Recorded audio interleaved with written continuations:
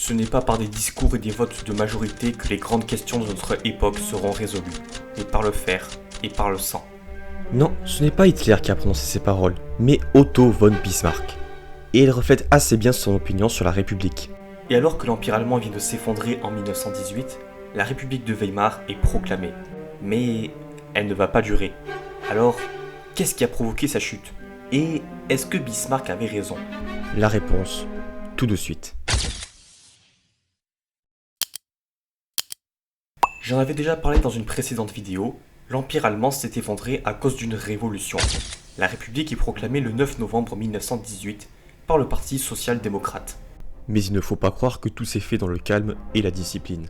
Car bien que le pouvoir soit aux mains du Parti social-démocrate avec les spartakistes, qui souhaitaient avant tout instaurer un véritable régime parlementaire et faire la paix, ils sont pris en étau par les contre-révolutionnaires, qui veulent stopper la révolution, et les communistes qui souhaitent aller plus loin. En janvier 1919, dans les rues de Berlin, des insurgés spartakistes tentent d'instaurer un gouvernement révolutionnaire. Des combats de rue ont lieu entre le 6 et le 13 janvier. En bref, c'est le chaos. La situation politique finit par se résoudre lorsque Gustav Noske est nommé gouverneur général de Berlin. Il entre dans la ville avec des troupes et en prend le contrôle en 24 heures. Le mouvement insurrectionnel est stoppé. La révolution continue, mais elle se fera par le haut et non par le bas. Échec confirmé par les élections du 19 janvier qui donnent les sociodémocrates majoritaires au Reichstag et font du chancelier Friedrich Ebert le premier président allemand. Un autre problème survient à partir du 7 avril. Les communistes ont pris le contrôle de Munich et proclament la République de Bavière. L'armée est envoyée sur place et le 3 mai, les troupes communistes sont massacrées. Ce ne sont pas les seuls à avoir tenté des coups similaires. Partout en Allemagne, les communistes tentent de prendre le pouvoir. Et on ne distingue plus les civils des insurgés. Et des ministres sont même assassinés. Des lois sont donc mises en place pour lutter contre les attaques au régime. En bref, c'est un véritable climat de guerre civile qui frappe l'Allemagne entre 1918 et 1923. L'exemple le plus connu est la tentative de putsch de la brasserie menée par un certain Adolf Hitler à Munich le 9 novembre 1923.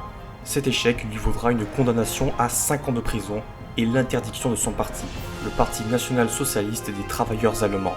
Pour résumer, la situation politique est très mauvaise, mais sur le plan économique, c'est encore pire. La guerre a énormément affecté l'économie allemande. 1,8 million de soldats ont été tués. Et 750 000 civils sont morts de la famine.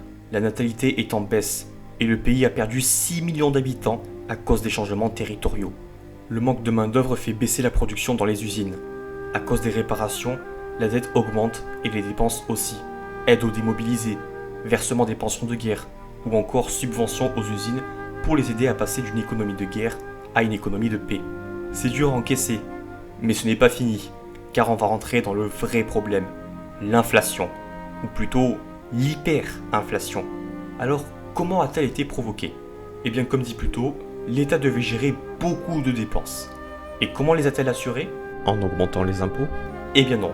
À la place, les banques font circuler beaucoup de liquide. Pour faire simple, on imprime massivement des billets. Et plus on imprime de billets, moins l'argent a de valeur. C'est ça, l'inflation. Et si on parle d'hyperinflation, ce n'est pas pour rien. En 1914, pour échanger 1 dollar, il fallait 4,2 marks. En août 1923, il en fallait 4,6 millions. Et en novembre, 4,2 trillions de marks. L'argent ne vaut plus rien. Les salaires baissent, les prix explosent, la pauvreté augmente et le chômage grimpe à 20%. Pour résoudre la situation, le gouvernement prend plusieurs décisions. La première consiste à stopper le paiement des réparations de guerre. En réaction, les troupes franco-belges occupent la Ruhr en janvier 1923. Mais ce n'est pas ça qui a résolu le problème. C'est surtout l'adoption d'une nouvelle monnaie, le Rentenmark, qui vaut 1000 milliards de marks papier, et dont la valeur est basée sur celle de l'or. Ensuite, les crédits, allocations et subventions sont grandement limités et le nombre de fonctionnaires est réduit, ce qui permet de réguler l'inflation.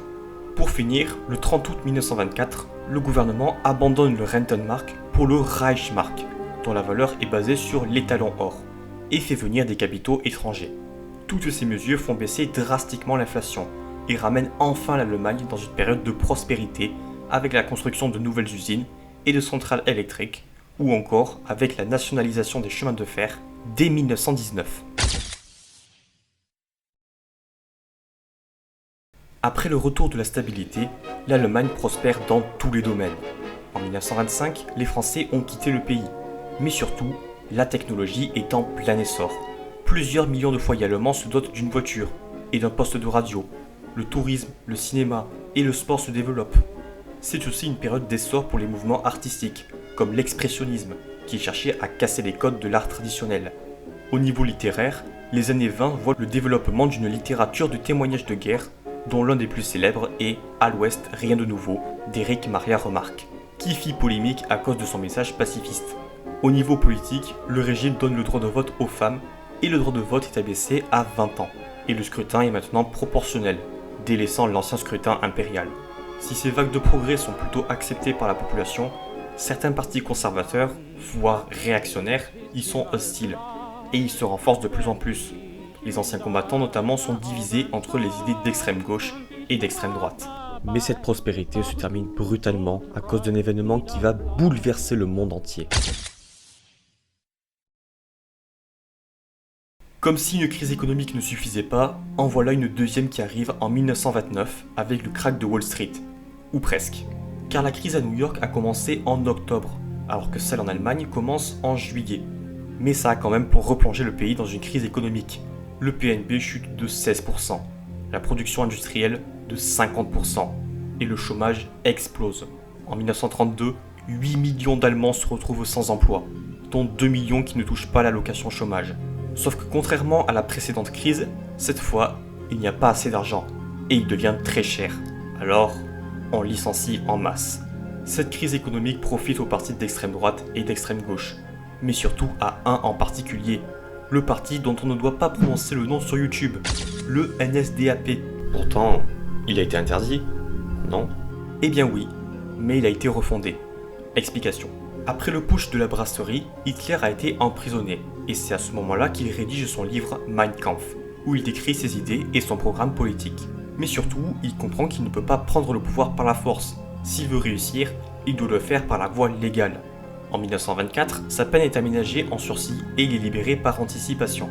Il publie son livre et refonde son parti. Au début, il n'est pas très populaire. Durant la première élection au Reichstag à laquelle il participe, il n'obtient que 3% des voix. Et en 1928, il n'en a que 2,6%. Mais son score explose après la crise de 1929. En 1930, son score atteint 18%, ce qui le place à la deuxième place derrière le Parti social-démocrate. Comment expliquer cette soudaine hausse de popularité? Eh bien, ça tient à plusieurs facteurs.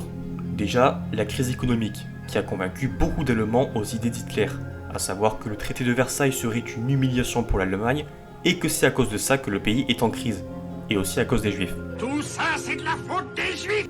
Et que pour y remédier, il faut une Allemagne grande et forte, et qu'il faut en plus s'attaquer à la menace communiste. Ensuite, le parti ne s'adresse pas à une classe sociale en particulier, mais à la masse. Et face aux vieux partis de l'Empire, il a une image de parti jeune et d'un symbole de renouveau. C'est d'ailleurs les jeunes qui sont le plus attirés par le parti. Les nazis savaient aussi adapter leur discours. Pour avoir le soutien des banquiers, ils privilégiaient les discours anticommunistes aux discours antisémites. À cela, il faut ajouter les talents d'orateur d'Hitler et les faiblesses du régime dont les gouvernements étaient toujours minoritaires, ce qui causait une instabilité politique qu'Hitler n'hésitait pas à dénoncer. Ce succès encourage les élites conservatrices à se rallier au NSDAP.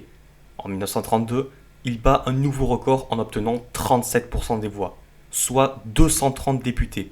La République de Weimar est menacée. Alors que 10 ans plus tôt, les fascistes prenaient le pouvoir à Rome, le scénario risque de se répéter en Allemagne. Mais le pouvoir en place a-t-il tenté de stopper la montée du NSDAP? Plus ou moins. Le chancelier Heinrich Brüning, par exemple, proclame la dissolution des branches armées du parti nazi, les SA. Mais il est désavoué par le président qui lui ordonne de démissionner le 30 mai 1932. Les élections s'enchaînent, tout comme les chanceliers. Mais le parti communiste se renforce, et pour éviter une guerre civile, le président Paul von Hindenburg estime que seul le parti nazi peut mettre fin à la crise politique. Ainsi, malgré toutes ses réserves, il nomme à contre-cœur Adolf Hitler chancelier le 30 janvier 1933. Le parti nazi est arrivé au pouvoir, soutenu par la droite et la classe dirigeante pour s'opposer au communisme. au risque de détruire la République.